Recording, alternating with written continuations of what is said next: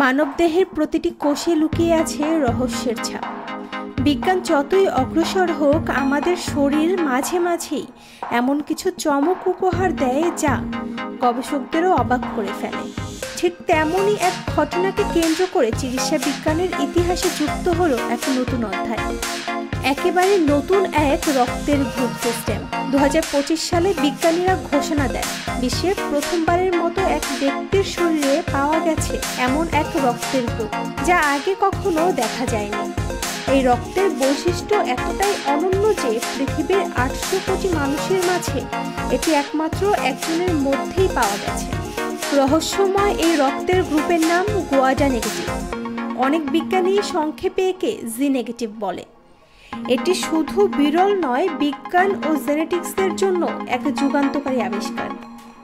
এই বিরল রক্তের খোঁজ মেলে 2011 সালে ফ্রান্সের গুয়াদেলুইপ দ্বীপে। 68 বছর বয়সী এক নারীর রক্ত পরীক্ষার সময় ডাক্তাররা অদ্ভুত এক অ্যান্টিবডি লক্ষ্য করেন, যা বিশ্বের কোনো বিদ্যমান রক্তের গ্রুপের সিস্টেমের সঙ্গে মেলেনি। পরবর্তী এক দশক ধরে বিজ্ঞানীরা চলে যান বিশ্লেষণের গভীরে। চালানো হয় ডিএনএ সিকোয়েন্সিং, অ্যান্টিজেন ম্যাপিং ও জিনগত তুলনা। অবশেষে প্রমাণিত হয় এটি একটি সম্পূর্ণ নতুন রক্ত গ্রুপ সিস্টেম। রক্তের নাম করা হয় গোয়াডা নেগেটিভ।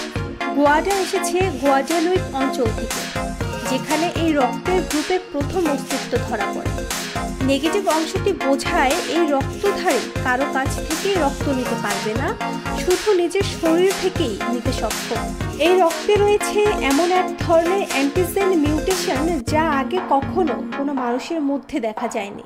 গোয়াডা নেগেটিভ রক্তের গ্রুপে আক্রান্ত ব্যক্তি নিজের ছাড়া অন্য কারো রক্ত নিতে পারবে না, কারণ এটির অনন্য গঠনের জন্য অন্য সব রক্তই তার শরীরের জন্য বিপজ্জনক। ফলে তার রক্ত প্রয়োজনে সংরক্ষণ করে রাখাই একমাত্র উপায়। 2025 সালের জুন মাসে আইএসবিটি এই রক্তের গ্রুপকে 48তম স্বীকৃত রক্ত গ্রুপ সিস্টেম হিসেবে স্বীকৃতি দিয়েছে।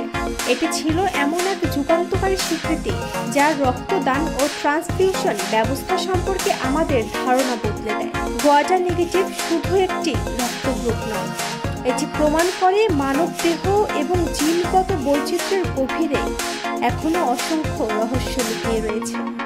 নুসরাত জাহান শম্পা, নিরপেক্ষ।